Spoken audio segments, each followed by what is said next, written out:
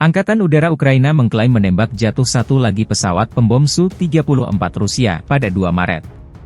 Klaim ini muncul hampir 1 jam setelah Komandan Angkatan Udara Ukraina Mykola Oleshchuk mengumumkan rudal permukaan ke udara menembak jatuh pesawat Su-34 dan Su-35 Rusia di timur Ukraina.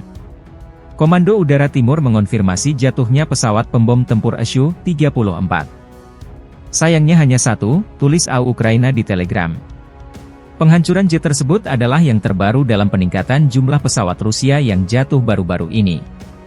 Daftar ini mencakup 12 pesawat pembom tempur Su-34, 2 jet tempur Su-35, dan sebuah pesawat mata-mata militer A-50 yang langka.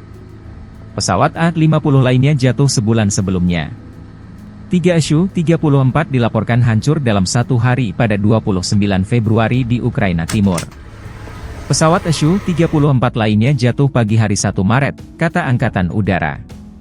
Penghancuran cepat pesawat terjadi di tengah upaya Rusia untuk maju di medan perang setelah penarikan pasukan Ukraina dari Avdiivka dan 3 desa di Oblast Donetsk, selain kekurangan amunisi yang banyak disebutkan di Ukraina.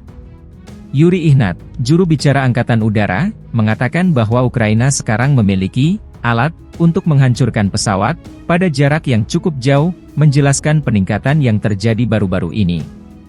Total kerugian Rusia selama perang habis-habisan berjumlah sekitar 670 pesawat terdiri dari 345 pesawat dan 325 helikopter, menurut staf umum Ukraina.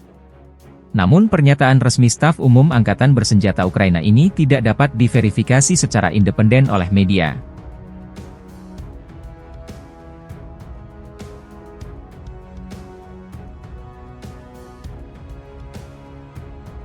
Download Tribun X sekarang, menghadirkan lokal menjadi Indonesia.